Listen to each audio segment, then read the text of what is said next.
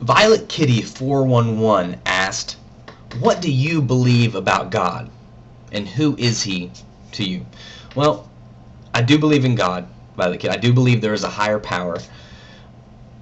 But one of the things that really bothers me about religions is that if you have religion, not every religion does this, but a lot of religions claim that they are the only religion and that all other religions are wrong.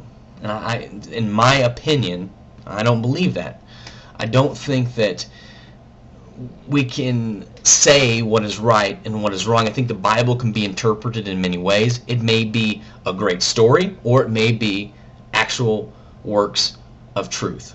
That's my opinion. I think that it all centers around faith. Do you have faith in if you have faith in, if you're a Pentecostal or a Catholic or a Buddhist or a Muslim, I think that as long as you have faith in what, you know, a lot of people say that you're going to go to hell if you believe a certain religion because there's only one way, and I have to be honest, I don't see it that way.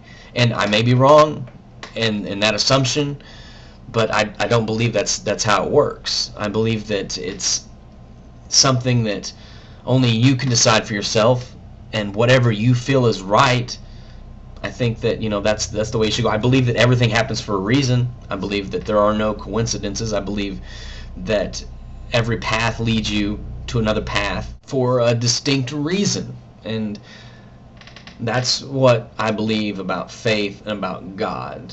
I know a lot of people probably disagree with me on that fact. A lot of diehard Christians probably, you know, believe that there is only one God, and that is their God and their religion, and that's great. You believe that, but you may be right. You very well may be right. I may be totally wrong, but that's just what I believe. So, hope that answered your question, Violet Kitty. Kitty. Gigolo8 asked, "What comedians inspire you, and which ones have you tried to adapt to your own personal style?" Well, I have a lot of different comedians that I really enjoy. Some of the ones that come right off the top of my head are Will Ferrell, Steve Carell. I think genius. Steve Carell is a genius. I think Will Ferrell's a genius. Jim Carrey is beyond genius. If you ever saw some of the In Living Color stuff, if you've ever seen him do Robin Williams, an impression of Robin Williams, that to me is unbelievable. And Man on the Moon, he should have been nominated at least for an Academy Award. It was, you know, upsetting that he wasn't. I think he's an amazing comedian and actor. And let's see who else. Jerry Seinfeld. I really enjoy Jerry Seinfeld, the show, and I also enjoy Jerry Seinfeld's stand-up, because I think that Jerry Seinfeld as a writer and stand-up is pure brilliant. He doesn't resort to vulgarity. He doesn't resort to saying foul words or using obscenities just for shock value. I think that he is of the mindset, and I believe it, that every word that he says on stage is the most important word that he has ever said on stage. And I think that's something that every comedian should look at, that you should really look at what you're saying, and it's very important. It all has a direction. You're going somewhere with your comedy, and that's not just on stage, but also, you know, in movies and such. You know, you need to, it's inflection. You know, it's about not just what you say, but how you say it. Like Zach Galifianakis. I don't know if anybody's ever heard of this guy. He's not an unknown guy, but he is one of my favorites, because I like a lot of odd humor in a way, and it cracks me up when you push the barrier of what is funny and what is just strange. And check him out if you've never heard of him. And so those are some of the comedians that I really look to and strive to, you know, kind of emulate and you know, model myself after. Okay, when I was editing this, I realized that there were a few people that I left out of my favorite comedians, because I kind of just did it off the top of my head, and there are a few more that I want to mention that I really have strived to emulate or strive to kind of be like, and it kind of goes along the lines with Zach Galifianakis, like I just talked about. Mike Birbiglia is another one that does kind of off-the-wall stuff and connects things in a very strange way, kind of the way I do. And Mitch Hedberg, which is no longer with us. Moment of silence for Mitch Hedberg. He was awesome. Check both those guys out. And then a newer guy that's been around, he's a young dude, Dimitri Martin.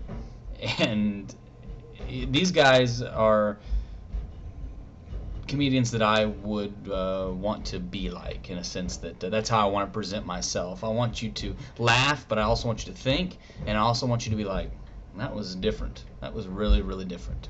So that's what I wanted to add.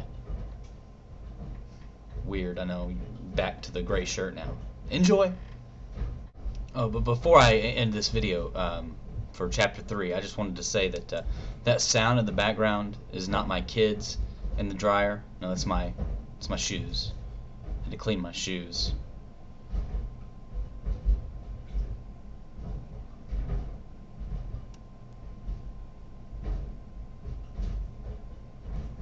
Right.